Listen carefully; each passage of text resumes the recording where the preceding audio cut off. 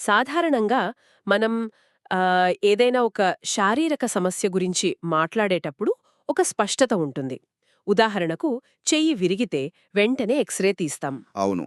అప్పుడు ఆ విరిగిన ఎముక తెల్లటి గీతలా స్పష్టంగా కనిపిస్తుంది కదా? కరెక్ట్. డాక్టర్ దాన్ని చూపిస్తూ ఇదిగో ఇక్కడే సమస్య ఉంది అని చాలా సులభంగా చెప్పేస్తారు. అదొక ఇంజినీరింగ్ లాగా చాలా ఖచ్చితంగా ఉంటుంది. హ్మ్. అది విరిగింది లేదా విరగలేదు అనే రెండు అంశాల మధ్య మాత్రమే ఉంటుంది. దాన్ని మనం కళ్ళతో చూడగలం కాబట్టి పరిష్కరించగలం అనే ఒక నమ్మకం కూడా మనకుంటుంది. కానీ అదే ఒక మనిషి మానసిక ఎదుగుదల లేదా ఆ దైనందిన జీవితంలో ఎదుర్కొనే ఒత్తిళ్లు, భావోద్వేగాల విషయానికొచ్చేసరికి పరిస్థితి పూర్తిగా మారిపోతుంది కదా. అక్షరాల. అక్కడ ఆ ఎక్స్‌రే మెషిన్ అస్సలు పనిచేయదు. మనం రోజూ ఎదుర్కొనే మానసిక సమస్యలను, ఆ లోపల జరిగే గందరగోళాన్ని కంటితో చూడలేం. అదేంటంటే చాలా అస్పష్టంగా, గజిబిజిగా ఉంటుంది.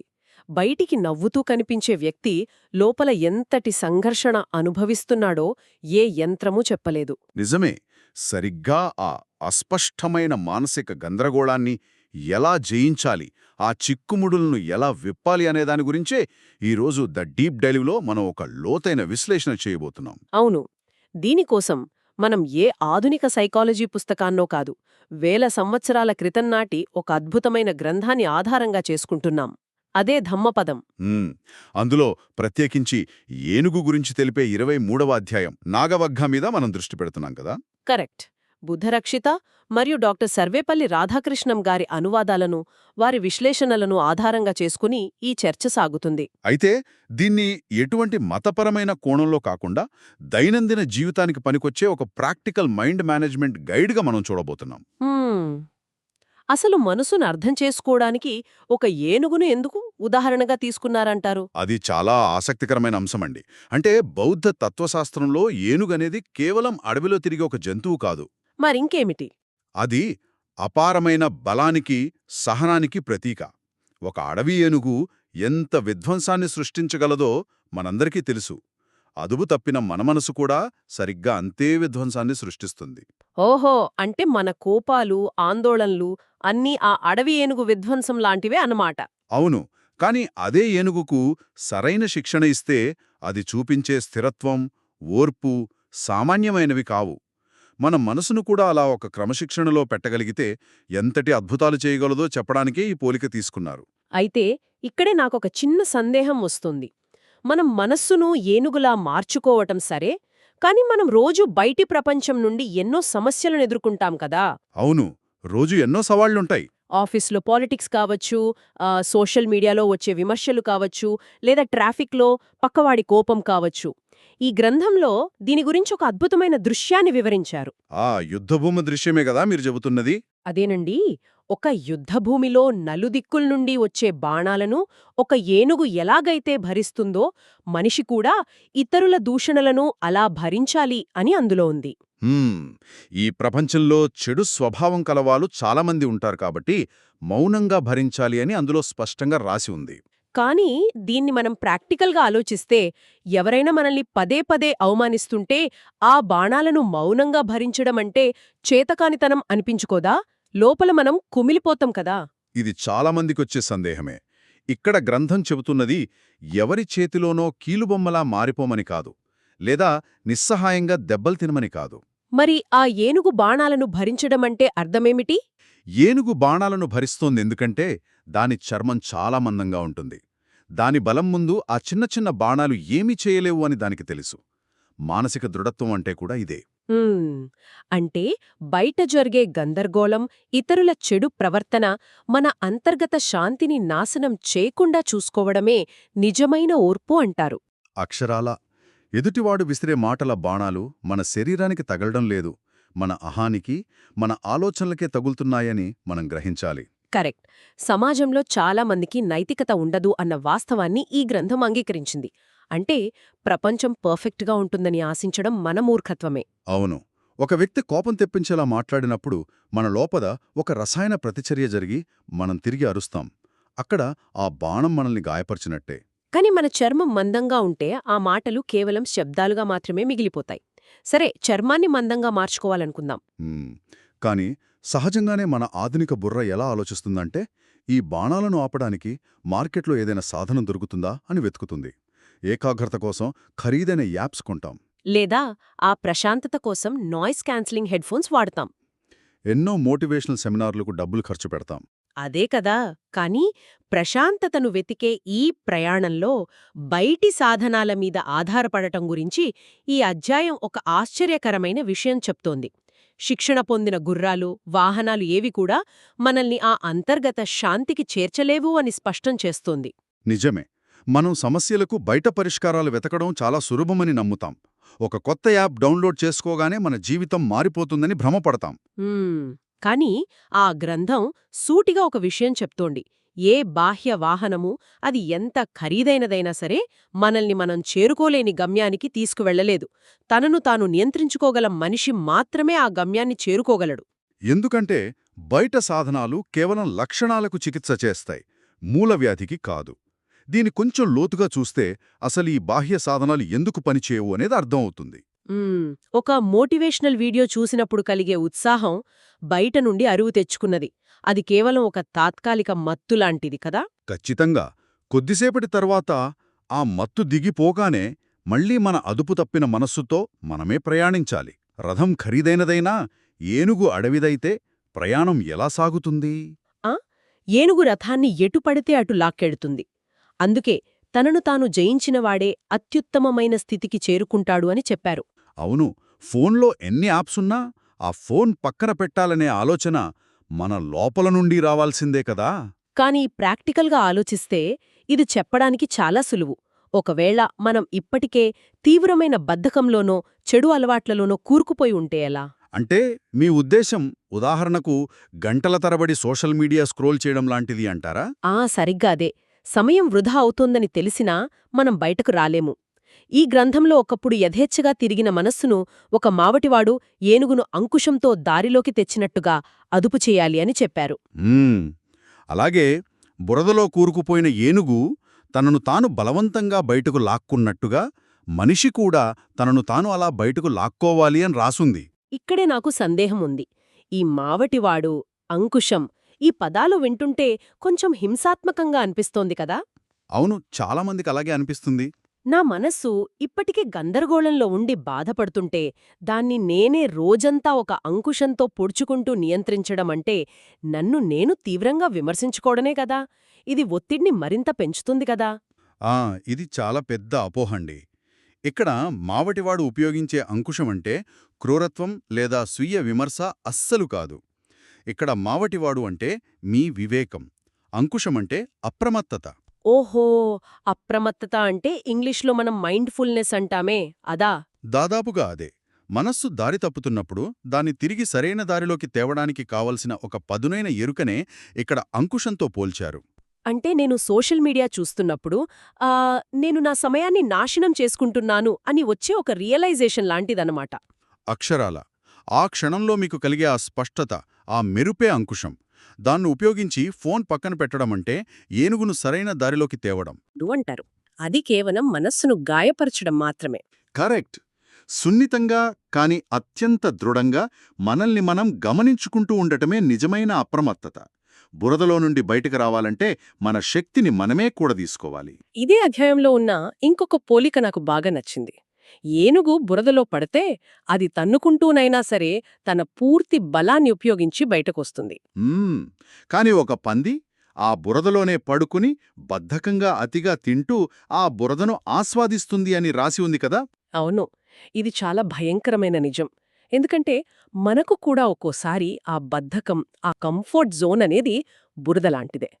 శ్రమ లేకుండా సులభంగా దొరుకుతుంది కాబట్టి అందులోనే పొర్లుతూ ఉండిపోతాం. దుఃఖంలో లేదా బద్ధకంలో ఉండటం చాలా సులభమండి.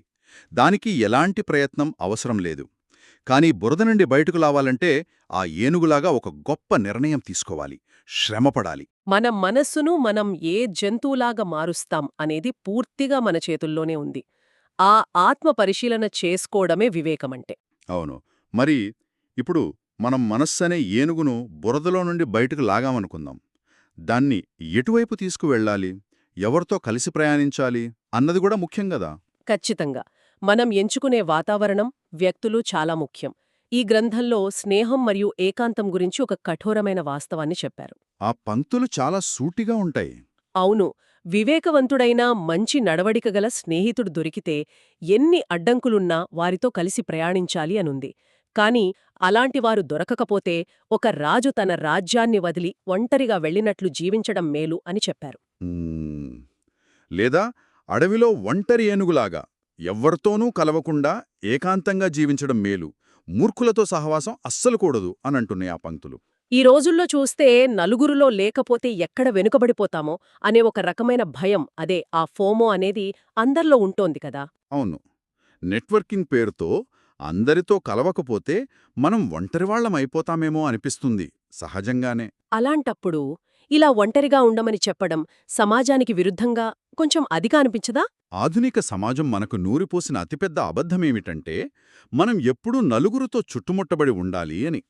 కాని ఈ గ్రంథం చెప్పే ఆచరణాత్మక వాస్తవికత చాలా కఠినంగా ఉంటుంది. మ్మ్. మానసిక ప్రశాంతతను దెబ్బతీసే మూర్ఖుల తోడు కంటే ఏకాంతం ఎన్నో రెట్లు శక్తివంతమైనది అని బుద్ధుడు గ్రహించారు కాబోలు. అవునండి, బౌద్ధం కేవలం అందరి పట్ల కరుణ, ప్రేమను చూపమని చెబుతుంది. కానీ మీ ప్రశాంతతను నాశనం చేసేవారితో బలవంతంగా కలిసిపోయి మీ ఆత్మగౌరవాన్ని వదులుకోమని ఎప్పుడూ చెప్పదు. దీని మనమొక ఆధునిక ఉదాహరణతో చూద్దామా? శుక్రవారం రాత్రి ఇంట్లో ఒంటరిగా కూర్చున్నాం. ఫోన్ తీసి చూస్తే మనతో పనిచేసే వాళ్లందరూ ఏదో పార్టీలోనో నెట్వర్కింగ్ ఈవెంట్లోనో ఉన్న ఫోటోలు కనిపిస్తాయి. వెంటనే మన మనసులో ఒక అలజడి మొదలవుతుంది. అదే కదా, నేను నా కెరియర్ను నాశనం చేసుకుంటున్నానా, వాళ్లందరూ ముందుకు వెళ్ళిపోతున్నారా అనే గందరగోళం వస్తుంది. ఇలాంటప్పుడు ఆ ఒంటరి ఏనుగు కాన్సెప్ట్ ఎలా ఉపయోగపడుతుంది? ఆ సమయంలో మీరు అనుభవిస్తున్నది కేవలం ఒక భయం. కానీ ఆ నెట్వర్కింగ్ ఈవెంట్లో ఉన్నవాళ్లందరూ నిజంగా వివేకవంతులైన స్నేహితులా, లేదా కేవలం అవసరాల కోసం ఏర్పరచుకున్న పరిచయాలా? కరెక్ట్. మన సమయాన్ని, మన ఏకాగ్రతను హరించే వ్యక్తులతో గడపడం కంటే ఆ శుక్రవారం రాత్రి ఒంటరిగా కూర్చుని ఒక మంచి పుస్తకం చదవడం ఎంతో ఉత్తమం కదా. అక్షరాలా, ఇక్కడ మీరు ఒంటరిగా ఫీలవడం లేదు. మీరు కావాలని ఏకాంతాన్ని ఎంచుకుంటున్నారు. తప్పుడు దారిలో పెద్ద గుంపుతో కలిసి నడవడం కంటే ఒంటరిగా సరైన దారిలో నడవడం ఎప్పుడూ శ్రేయస్కరం.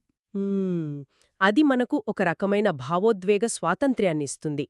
మన సంతోషం కోసం మనం ఇతరుల ప్రవర్తన మీద ఆధారపడాల్సిన అవసరం ఉండదు. అంతేకదా, నా ఫోన్లో 100 కాంటాక్ట్స్ ఉండి అందులో నన్ను ఎదగనివ్వకుండా కిందకు లాగేవాళ్లుంటే వాళ్లందర్నీ వదిలించుకోవడం ఎంతో శక్తిమంతమైన ఆయుధం. అవసరమైతే మన శాంతి కోసం కఠినమైన సరిహద్దులు పెట్టుకోవాలి అని ఈ గ్రంథం మనకు ధైర్యాన్నిస్తుంది. ఒక ఒంటరి ఏనుగు అడవిలో ఎంత స్వేచ్ఛగా విహరిస్తోందో మనిషి కూడా తన ఏకాంతాన్ని ఒక కవచంగా మార్చుకోవాలి. నిజంగా అద్భుతం. అయితే ఇక్కడ వరకు మనం మాట్లాడుకున్నది కొంచెం కఠినమైన శిక్షణలాని అనిపిస్తుంది గదా. అవునండి, బయటి ప్రపంచపు బాణాలను మౌనంగా ఎదుర్కోవాలి, మనస్సు అనే ఏనుగును వివేకమనే అంకుశంతో అదుపులో ఉంచాలి. ఇదంతా వింటుంటే ఒక కఠోరమైన తపస్సులాగా ఉంది. మరివన్నీ సాధిస్తే చివరకు దక్కేదేమిటి? అంతిమ ఆనందం ఎక్కడుంటుంది? ఇదంతా కేవలం అడవుల్లోకి వెళ్ళిపోయి సర్వం వదిలేసుకునే సన్యాసులకే సాధ్యమా, లేక సామాన్యులకు కూడానా అన్న ప్రశ్నొస్తోంది. ఆ డాక్టర్ రాధాకృష్ణన్ గారి అనువాదంలో ఉన్న ఈ అధ్యాయం ముగింపు శ్లోకాలు దీని గురించి ఒక ఆశ్చర్యకరమైన సమాధానమిస్తున్నాయి కదా. నిజమైన ఆనందమంటే ఎక్కడో హిమాలయాల్లోకి వెళ్ళిపోవడమని ఎక్కడా చెప్పలేదు. ఖచ్చితంగా అవసరమైనప్పుడు అండగాలించే స్నేహమానందం, ఉన్నదానితో సరిపెట్టుకునే సంతృప్తి ఆనందం అని ఆ గ్రంథం చాలా స్పష్టంగా ఘోషిస్తోంది. అలాగే ఈ ప్రపంచంలో మాతృత్వం ఆనందం, పితృత్వం ఆనందం, వృద్ధాప్యం వరకు నిలిచి ఉండే సద్గుణాలు ఆనందాలే అని చెప్పారు. ఈ పాయింట్ నన్ను చాలా ఆశ్చర్యపరిచింది.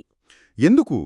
ఎందుకంటే ఒక పక్క అత్యున్నతమైన జ్ఞానోదయం గురించి మాట్లాడుతూనే ఇంకో పక్క మాతృత్వం, పితృత్వం లాంటి చాలా సాధారణమైన విషయాలను కూడా అదే స్థాయికి తీసుకువచ్చారు. అసలు ఈ సాధారణమైన బంధాలలో అంత గొప్ప ఆధ్యాత్మికత ఎలా ఉంటుంది? అద్భుతమైన ప్రశ్న అండి. ఎందుకంటే ఒక అదుపు తప్పిన మనసుతో మీరు ఏ బంధంలోనూ పూర్తిగా ఉండలేరు. అంటే శరీరమక్కడున్నా మనసెక్కడో ఉంటే ప్రయోజనం లేదు అంటారు. అవును. ఒక తండ్రి తన పిల్లాడితో ఆడుకుంటున్నప్పుడు కూడా అతని మనస్సు ఆఫీసులో జరిగిన అవమానం గురించో, రేపటి ఫైనాన్స్ గురించో ఆలోచిస్తుంటే ఆ క్షణంలోని ఆనందాన్ని అతను కోల్పోతాడు. కరెక్ట్. కాని ఎవరైతే తమ మనస్సును ఒక ఏనుగులా అదుపులో ఉంచుకుంటారో ఆ స్వీయ నియంత్రణ గల వ్యక్తులు మాత్రమే వర్తమానంలో జీవించగలరు. అక్షరాలా, వాళ్లు మాత్రమే ఒక స్నేహితుడి కష్టాన్ని ఓపికగా వినగలరు, వాళ్ళు మాత్రమే తమ పిల్లల నవ్వుల్లో పూర్తిగా లీనమైపోగలరు. మనస్సు అదుపులో లేనప్పుడు రాజప్రసాదంలో ఉన్నా నరకమే. మనసు అదుపులో ఉన్నప్పుడు మన రోజువారీ జీవితంలోని చిన్న చిన్న బంధాలలోనే గొప్ప ఆధ్యాత్మిక ఆనందాన్ని, ప్రశాంతతను పొందవచ్చు. ధమ్మపదం అంతిమ లక్ష్యం అదే కదా? అవునండి.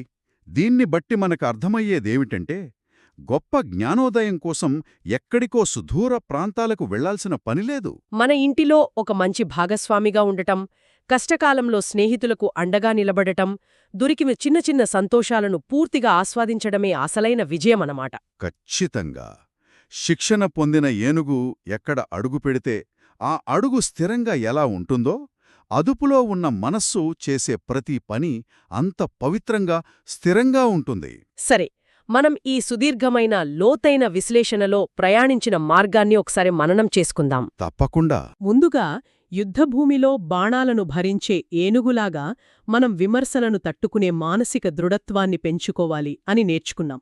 ఆ తర్వాత ప్రశాంతత కోసం బయటి సాధనాల మీద కాకుండా మన అంతర్గత స్వీయ నియంత్రణ మీద ఆధారపడాలని గ్రహించాం కదా. అవును.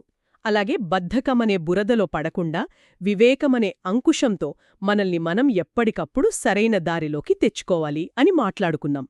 మనల్ని కిన్నకులాగే మూర్ఖుల సహవాసం కంటే ఏకాంతం మేలు అని తెలుసుకున్నాం. చివరగా, మనస్సును అదుపులో పెట్టుకున్నప్పుడు మాత్రమే మన దైనందిన జీవితంలోని సాధారణ బంధాలలోనే అసలైన ఆనందాన్ని వెతుక్కోగలం అని ఒక అద్భుతమైన సత్యాన్ని తెలుసుకున్నాం. ఈ సూత్రాలు ఏ కాలానికైనా, ఏ మనిషికైనా ఒక దార్శనికతనిస్తాయి.